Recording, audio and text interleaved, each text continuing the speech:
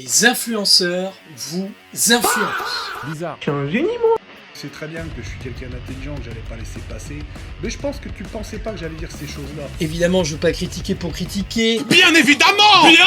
Mais ces derniers jours, je suis tombé sur une pub de l'entre-soi influenceur qui commercialise une boisson énergisante au marketing, disons, intéressant avec une promesse forte. Energy drink pas fait existe enfin. Avec mon métier, le fait que je sois aussi conseiller en micronutrition, je suis un petit peu sceptique, même si évidemment, être influenceur ne veut pas forcément dire mauvaise influence.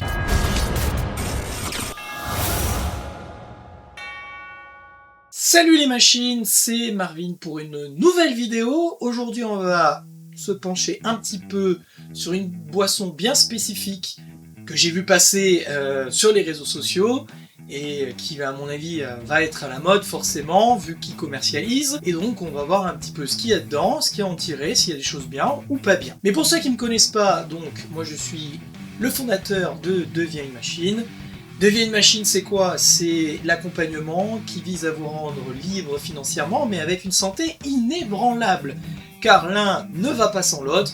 Évidemment, sans santé, difficile de travailler et gagner de l'argent. Et puis, si vous n'avez pas d'argent, la santé c'est compliqué. Voilà, donc, sur mon site que vous pouvez retrouver sur deviensunemachine.fr, vous retrouverez bien évidemment de l'accompagnement en gestion de patrimoine, l'enrichissement personnel, la prévoyance, la protection, les successions, etc. Et la santé, nutrition, bons usages des écrans, ce qu'on va voir un petit peu aujourd'hui, et tout ce qui est sommeil, etc. Sport, vous aurez évidemment la possibilité de prendre rendez-vous si ça vous convient. Les liens sont dans la description. Revenons à nos moutons. Dire, moi ces gens-là, ils font ce qu'ils veulent, s'ils ont envie de commercialiser n'importe quoi, ils le font. C'est ce qu'on appelle la liberté de marché. Alors, les gens font ce qu'ils veulent. Maintenant, ça reste des influenceurs avec un énorme pouvoir marketing, social et potentiellement politique. Alors, du coup, moi forcément, quand je vois les dégâts que font les influenceurs, quand je vais dans les écoles et que je fais des conférences sur le vrai du faux, les risques sur les réseaux sociaux, la violence, la sexualité, les addictions, etc., je ne peux m'empêcher que d'être inquiet, puisque quand j'entends le langage des jeunes, quand j'entends quand je vois leur comportement, quand je vois comment ils se comportent entre eux, ce qu'ils utilisent au quotidien, eh bien malheureusement, ça vient tout droit des influenceurs. Mais c'est pas nouveau avec cette Gen Z ou cette Gen Alpha, nous aussi, sauf que, évidemment, le pouvoir de communication n'était pas aussi grand. Il n'y avait pas Internet dans les foyers qui diffusait, avec l'aide des réseaux sociaux, une communication hallucinante. Nous ne sommes pas différents, et avant, les chanteurs, les sportifs étaient aussi des modèles et pouvaient nous influencer en vendant tout un tas de choses.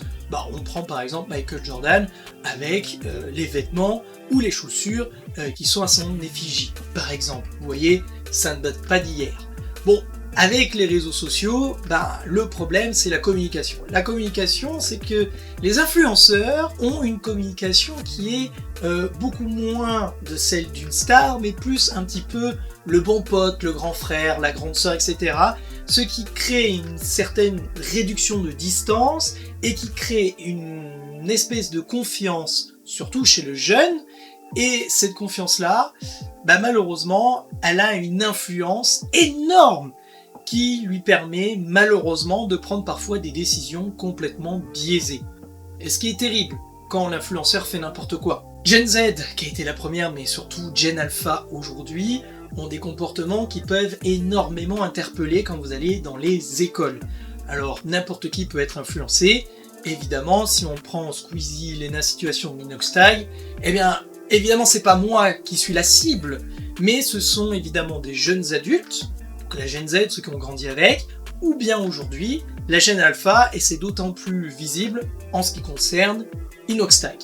Et quand on commercialise une boisson énergisante, destinée à la vente aux plus jeunes, alors que ces mêmes boissons ne sont pas spécialement préconisées pour cette cible, oui, l'objectif c'est quand même de faire comme je fais habituellement à l'école, quand j'ai fait des conférences pour les jeunes, ou même les adultes, s'il y a des parents qui me regardent actuellement sur ma vidéo, c'est il faut absolument faire de la prévention. C'est quand même super important, il faut prévenir, il faut que les personnes soient en capacité de faire des choix en conscience.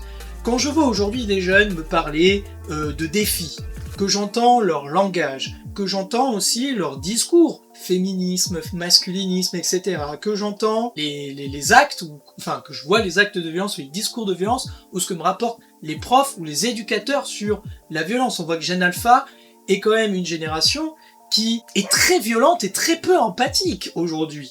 Et quand on voit ce qu'ils regardent notamment sur Telegram, ou qui vont sur des chat-roulettes, ou des choses qu'ils voient à travers les jeux vidéo, effectivement, ça pose énormément de questions.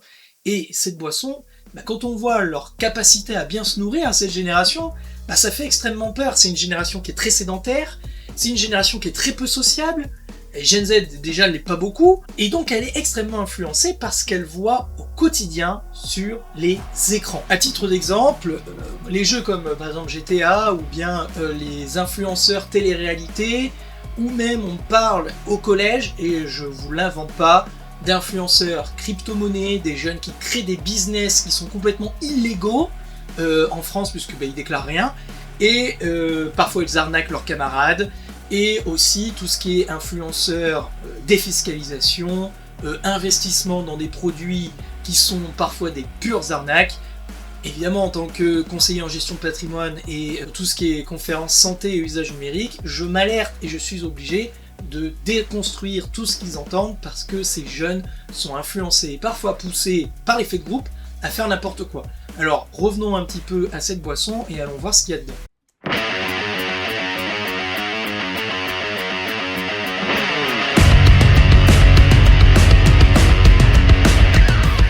Alors 4 grammes de sucre par 100 ml, soit 10 grammes par canette quand l'OMS en recommande 25 grammes au max. Et contrairement à ce qu'on dit, le sucre ne contribue pas à un gros coup de boost, sauf dans le monde du sport, mais plutôt à un choc glycémique qui va vous faire alterner entre joie, coup de mou, et l'envie monstrueuse de manger du sucre encore. Même si vous faisiez du sport à haute intensité, vous auriez sans doute des problèmes digestifs avec cette boisson, du fait qu'elle soit gazeuse. Donc là aussi, c'est clairement mort.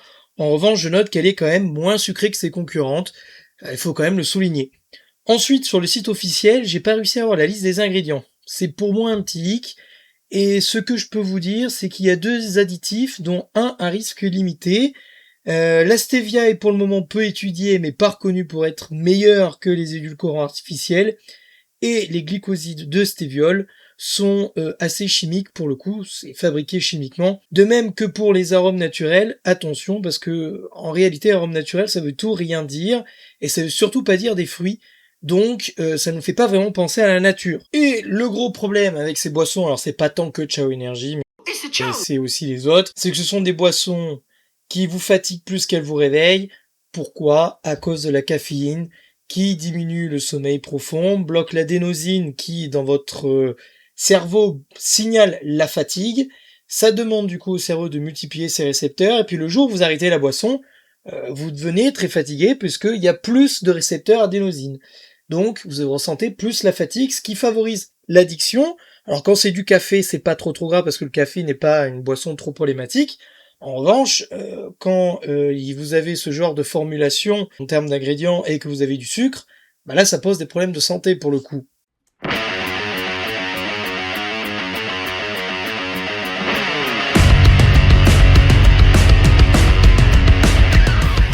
Bon, ok, sur le papier, c'est pas spécialement catastrophique, elle fait même parfois mieux que certaines boissons énergisantes sur le côté du sucre. Mais pour moi, il y a vraiment un gros problème de communication qui induit en erreur les personnes qui pourraient acheter ce type de boisson. Il y a beaucoup trop de références sur la nature, arômes naturels, extraits naturels de café, sucre de canne, etc. Bon, ok, c'est génial, mais un arôme naturel, ça veut pas spécialement dire qu'il y a des fruits dedans. Et donc, c'est pas spécialement la nature. Et donc, faut pas oublier quand même qu'il y a des additifs dans cette boisson. Et si on mettait par exemple dans cette boisson dans le Nutri-Score, eh bien, elle ressortirait en Nutri-Score D. Alors vous allez me dire, c'est une boisson énergisante. Est-ce que c'est illogique ? La réponse est non. Sur Yuka, par exemple, elle est à 33 sur 100. Évidemment, l'algorithme sanctionne ce type de boisson parce que ce ne sont pas des boissons saines pour la santé, même si vous mettez tous les arômes naturels et toute la nature dedans. Un jus de fruits, par exemple, ça a l'air hyper sain dit comme ça, mais c'est pas sain pour la santé.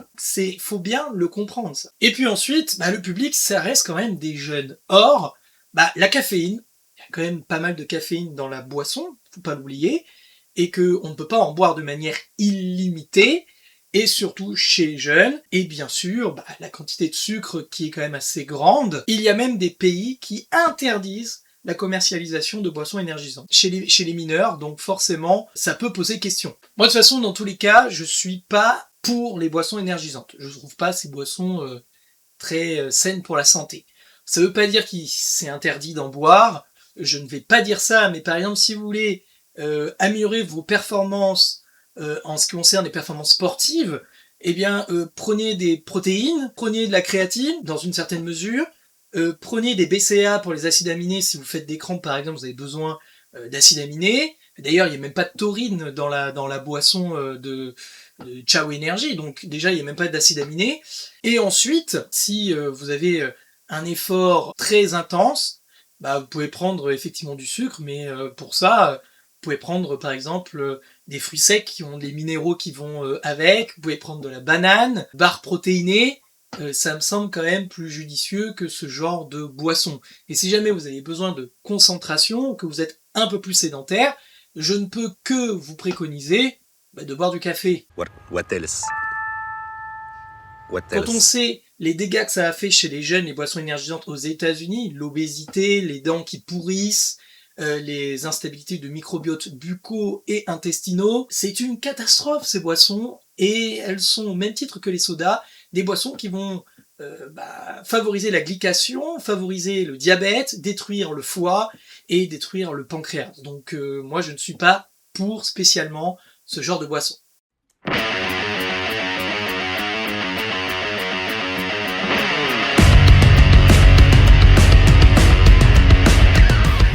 Bon, mon verdict, je ne suis pas évidemment contre les projets d'entrepreneurs, et au contraire, en France, ça manque cruellement. Je suis quelqu'un de libéral, oui, je sais, il y en a qui vont quitter la vidéo à cause de ça, donc je ne préconiserai pas une interdiction de commercialisation, ni un encadrement tant qu'on n'est pas dans l'empoisonnement pur et dur, tant qu'on contrôle les ingrédients à la traçabilité. Maintenant, prévention. Pour les sédentaires, cette boisson n'a rien de bon pour vous. Si vous êtes assis à jouer aux jeux vidéo, à boire ces boissons-là, vous bousillez la santé, c'est chaud, mec. En ce qui concerne ceux qui seraient un peu plus proactifs, ok, mais faut en boire de manière occasionnelle, et moi d'ailleurs, voilà, je préconise ces boissons pour le plaisir, de manière occasionnelle, mais ça ne doit pas du tout aller dans votre diète de tous les jours. Encore une fois, buvez du café. La problématique avec le libéralisme et une économie libérale, c'est que certes, l'économie s'en porte bien, mais le problème c'est que les personnes qui ont du pouvoir économique, du pouvoir marketing, du pouvoir politique et social contrôlent le monde. C'est un petit peu le déséquilibre du libéralisme, et c'est ça qu'il faut quand même faire attention. Et quand on a une communauté comme Inoxtag, Lena Situation et Squeezie qui vont quand même toucher beaucoup de monde, forcément ça va être à la mode. Et le problème, c'est que les jeunes qui n'ont pas un cortex préfrontal terminé n'ont pas la capacité psychologique de pouvoir prendre leurs décisions de manière éclairée. Et c'est ça qui me pose un problème. Maintenant, dans ce genre de marché, il est quand même important d'éduquer les personnes, et ça m'embête parce que ceux qui disposent des pouvoirs que j'ai précédemment cités peuvent éclipser, malheureusement, des services ou des produits à la vente qui semblent quand même bien meilleurs pour la communauté, et c'est là où je trouve que l'économie de marché peut être parfois en défaut. Un peu de prévention, ça fait pas de mal. Si cette vidéo vous a plu, un petit pouce bleu. Ceux qui veulent être suivis en nutrition, en santé, les bons usages des écrans ou bien en gestion de patrimoine, les liens dans la description, deviennemachine.fr. Il y a toujours mon livre que vous pouvez toujours retrouver sur Amazon. Abonnez-vous si vous voulez rien rater. Moi je vous dis à la prochaine pour une nouvelle vidéo. Ciao!